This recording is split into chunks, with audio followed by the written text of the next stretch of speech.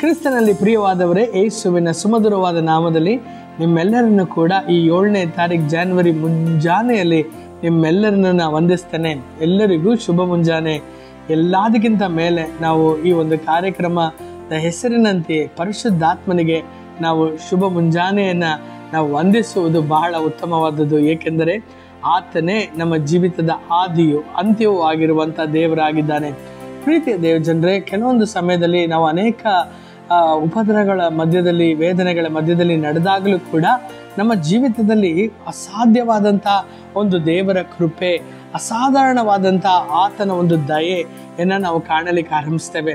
ಕೆಲವೊಂದು ಸಮಯದಲ್ಲಿ ನಮಗೆ ಅನಿಸ್ತದೆ, ದೇವರೇ ಇದಕ್ಕೆಲ್ಲ ನಾ ಯೋಗ್ಯನ, ಇದಕ್ಕೆಲ್ಲ ನಾ ಬಾಧ್ಯನ ಎಂಬುದಾಗಿ.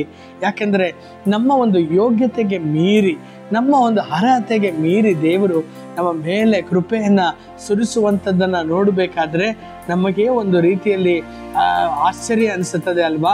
ನನ್ನ ಪ್ರೀತಿಯ ದೇವಜನರೇ, ಇದೇ ರೀತಿಯಲ್ಲಿಯೂ ಕೂಡ ರೂತಳ ಜೀವಿತದಲ್ಲಿಯೂ ನಡೆದಿರುವಂಥದ್ದನ್ನು ನಾವು ನೋಡ್ತೇವೆ. ರೂತಳು ತಾನು ಎಲ್ಲವನ್ನ ಕಳೆದುಕೊಂಡು ತನ್ನ ಒಂದು ಊರನ್ನೇ ಬಿಟ್ಟು ಆಕೆಯು ಬೆತ್ಲೆಹೇಮಿಗೆ ತಿರುಗಿ ಬಂದಾಗ ತನ್ನ ಬಳಿಯಲ್ಲಿ ಏನೂ ಇಲ್ಲ, ತನ್ನ ದುಃಖವನ್ನು ಹಂಚಿಕೊಳ್ಳುವುದಕ್ಕೂ ಯಾರೂ ಇಲ್ಲ. ತನ್ನ ಅತ್ತೆಯಾಗಿದ್ದಂಥ ನಹೋಮಿಯ ಒಂದಿಗೆ ಬಂದಂಥ ಆ ಒಂದು ರೂತಳು ತನಗೆ ತಿನ್ನುವುದಕ್ಕೂ ಬೇರೆ ಗತಿ ಇಲ್ಲದೆ ಆಕೆಯು ಅಕ್ಕಲಾಯೋದಕ್ಕಾಗಿ ಆಕೆಯು ಯಾವುದಾದ್ರೂ ಒಂದು ಹೊಲದಲ್ಲಿ ಹೋಗಿ ಏನಾದರೂ ಅಲ್ಲಿ ಬಿದ್ದಿರುವಂಥ ಕೆಲವೊಂದು ತೆನೆಗಳನ್ನು ಆರಿಸಿಕೊಂಡು ಬಂದು ಹೇಗೋ ಜೀವನ ಸಾಗಿಸೋಣ ಎಂಬುದಾಗಿ ಹೋದಂಥ ಆ ಒಂದು ರೂತಳ ಜೀವಿತದಲ್ಲಿ ಆ ಒಂದು ದಿನ ಒಂದು ದೊಡ್ಡ ಅಚ್ಚರಿ ಕಾದಿತ್ತು. ಅದೇನೆಂದರೆ, ಆಕೆ ಹೋದಂಥ ಆ ಒಂದು ತೋಟದಲ್ಲಿ ಬೋವಾಸನು ಆತನು ಆ ಒಂದು ತೋಟದಲ್ಲಿ ಬಂದು ಆಕೆಯ ದುಃಖ, ಆಕೆಯ ಕಣ್ಣೀರು, ಆಕೆಯ ವೇದನೆಯನ್ನು ಏನೆಂಬುದಾಗಿ ಕೇಳದೆಯೂ ಕೂಡ ಆಕೆಯನ್ನು ನೋಡಿ ಆಶೀರ್ವಾದದ ಮೇಲೆ ಆಶೀರ್ವಾದವನ್ನು ಮಾತನಾಡುವಂಥದ್ದನ್ನು ನಾವು ನೋಡ್ತೇವೆ. ಆತನು ಹೇಳ್ತಾನೆ, ನೀನು ಮೇಲೆ ಯಾವ ಒಂದು ಸ್ಥಳಕ್ಕೂ, ಬೇರೆ ಯಾವ ಹೊಲಕ್ಕೂ ಹೋಗ್ಬೇಡಮ್ಮ, ನೀ ಇದೇ ಸ್ಥಳದಲ್ಲಿಯೇ ನೀ ತೆನೆಗಳನ್ನು ಆರಿಸ್ಕೊ ಎಂಬುದಾಗಿ. ಎರಡನೇದಾಗಿ ಆತನು ಹೇಳ್ತಾನೆ, ನಿನಗೆ ಯಾರು ಕೂಡ ನಿನ್ನನ್ನು ಬಾಧಿಸದ ಹಾಗೆ ನಾನು ಎಲ್ಲರಿಗೂ ಕೂಡ ಎಚ್ಚರಿಕೆಯನ್ನು ಕೊಟ್ಟಿರ್ತೇನೆ, ಯಾರು ನಿನಗೆ ಯಾವ ಕೇಡನ್ನು ಮಾಡುವುದಿಲ್ಲ.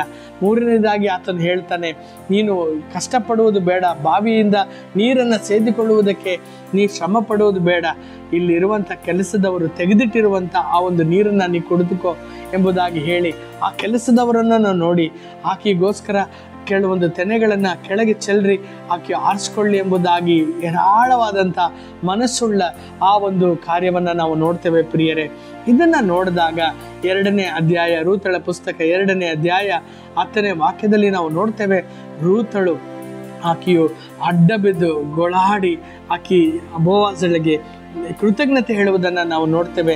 ಆಕೆ ನೋಡಿ ಆಕೆ ಕಣ್ಣೀರಿನಿಂದ ಆಕೆ ಹೇಳ್ತಾಳೆ, ನನ್ನ ಮೇಲೆ ಇಷ್ಟೊಂದು ದಯೆಯನ್ನು ಯಾಕೆ ನೀನು ತೋರಿಸ್ತಾ ಇದೀಯಾ?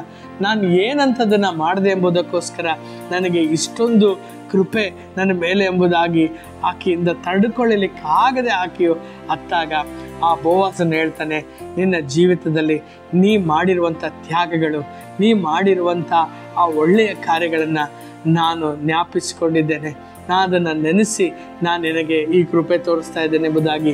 ಈ ಒಂದು ದಿನ ನೀವು ನೆನೆಸ್ತೀರಾ, ಯಾಕೆ ದೇವರು ನನ್ನ ಮೇಲೆ ಇಷ್ಟೊಂದು ಪ್ರೀತಿ, ಯಾಕೆ ದೇವರು ನನಗೋಸ್ಕರ ಒಂದೊಂದು ಮಾರ್ಗದಲ್ಲಿಯೂ ಅದ್ಭುತಗಳನ್ನ ಮಾಡ್ಕೊಂಡು ಬರ್ತಾರೆ, ಹೇಗೆ ದೇವರು ನನ್ನ ವೈರಿಗಳ ಮುಂದೆ ನನ್ನ ತಲೆಯನ್ನು ಎತ್ತುತ್ತಾ ಇದ್ದಾರೆ ಎಂಬುದಾಗಿ ಆಶ್ಚರ್ಯದಿಂದ ಇದ್ದೀರಾ? ದೇವರು ನಿಮ್ಮ ಪ್ರಾರ್ಥನೆಗಳು, ನೀವು ಮಾಡಿದ ಚಿಕ್ಕ ಚಿಕ್ಕ ತ್ಯಾಗಗಳು, ಆತನ ನಾಮಕ್ಕೋಸ್ಕರ ನೀವು ಹೊಂದಿಕೊಂಡಂಥ ಶ್ರಮಗಳು, ನೀವು ಅನುಭವಿಸಿದಂಥ ಆ ಒಂದು ಎಲ್ಲ ಅವಮಾನಗಳು ಎಲ್ಲವನ್ನು ದೇವರು ಮರೆತಿಲ್ಲ. ಪ್ರಿಯರೇ, ಈ ದಿನ ನೀವು ಮರೆತು ಹೋಗಿರ್ಬೋದು, ಆದರೆ ದೇವರು ಯಾವುದನ್ನು ಮರೆತಿಲ್ಲ. ಆತನಿಗಾಗಿ ನೀವು ಏನೆಲ್ಲ ಊಟವನ್ನು ಬಿಟ್ಟು ನಿಮಗಿರುವಂಥ ಆಸೆಗಳನ್ನೆಲ್ಲ ತೊರೆದು ನೀವು ಆತನ ಸಮ್ಮುಖದಲ್ಲಿ ಬಿದ್ದಿದ್ದು, ಆತನ ಸಮ್ಮುಖದಲ್ಲಿ ನೀವು ಸಮಯ ಕಳೆದ್ರೋ, ನೀವು ಏನೆಲ್ಲ ದೇವರೇ ನಿನಗಾಗಿ ಎಂಬುದಾಗಿ ನೀವು ದೇವರಿಗಾಗಿ ಮಾಡಿದ್ರೋ, ಅದು ಯಾವುದನ್ನು ಕೂಡ ದೇವರು ಮರೆತಿಲ್ಲ. ಪ್ರಿಯರೇ, ಅದು ಎಲ್ಲದಕ್ಕೂ ಕೂಡ ಈ ದಿನ ಆ ಪ್ರತಿಫಲವನ್ನು ನಿಮಗೆ ಆಶೀರ್ವಾದದ ಮೇಲೆ ಆಶೀರ್ವಾದವಾಗಿ ದೇವರು ಕೊಡ್ತಾ ಇದ್ದಾರೆ. ಕರ್ತನ ನಾಮದಲ್ಲಿ ನಾನು ಆಶೀರ್ವದಿಸ್ತೇನೆ. ದೇವರ ದಯೆಯು ನಿಮಗೆ ಹೇರಾಳವಾಗಿ ಒದಗಿಸಲ್ಪಡಲಿ. ಆತನ ಕೃಪೆಯು ಪ್ರತಿ ಮುಂಜಾನೆಯು ಹೊಸದಾಗಿರಲಿ ಎಂಬುದಾಗಿ ನಿಮಗಾಗಿ ನಾ ಪ್ರಾರ್ಥಿಸಲೇ.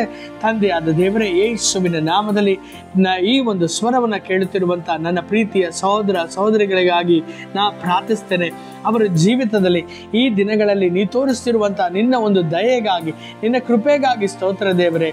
ಅಪ್ಪ, ನೀ ಮನುಷ್ಯನಲ್ಲ, ಎಲ್ಲವನ್ನ ಮರೆತು ಹೋಗುವುದಕ್ಕೆ ಅಪ್ಪ ನೀನು ದೇವರಾಗಿರುವುದರಿಂದ, ನೀ ಕನಿಕರವುಳ್ಳ ದೇವರಾಗಿರುವುದರಿಂದ ಪ್ರತಿ ಮನುಷ್ಯನಿಗೂ ಅಪ್ಪ ಅವನಿಗೆ ತಕ್ಕ ಆ ಪ್ರತಿಫಲವನ್ನು ಕೊಡುವ ದೇವರು. ನಿನ್ನ ಮಕ್ಕಳು ಪಟ್ಟಂತ ಅವಮಾನಕ್ಕೂ ನಿಂದೆಗೂ ಅಪ್ಪ ಎಲ್ಲ ರೀತಿಯಾದಂಥ ಶ್ರಮೆಗೂ ಈ ದಿನ ನಿನ್ನ ಮಕ್ಕಳನ್ನ ನೀ ಆಶೀರ್ವದಿಸ್ತಾ ಬರುತ್ತಿರುವುದಕ್ಕಾಗಿ ಸ್ತೋತ್ರ ಅಪ್ಪ.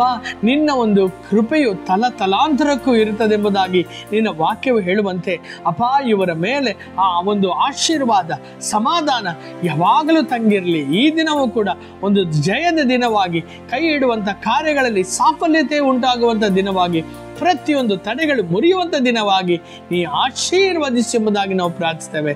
ಕರ್ತನು ಅಪ್ಪ ಏರಾಳವಾಗಿ ನಿನ್ನ ಮಕ್ಕಳನ್ನು ಆಶೀರ್ವದಿಸಿ ಸಾಕ್ಷಿಯಾಗಿ ನೀನು ಎಲ್ಲ ಕಡೆಯಲ್ಲಿ ಉಪಯೋಗಿಸು. ಎಲ್ಲ ಘನವು ಸ್ತುತಿಯು ನೀನೊಬ್ಬನಿಗೆ ಯೇಸುವಿನ ಮುದ್ದಾದ ನಾಮದಲ್ಲಿ ಪ್ರಾರ್ಥಿಸಿದ್ದೇವೆ ತಂದೆಯೇ. ಆಮೇನ್, ಆಮೇನ್. ಕರ್ತನು ನಿಮ್ಮನ್ನು ಏರಾಳವಾಗಿ ಆಶೀರ್ವದಿಸಲಿ. ಆಮೇನ್.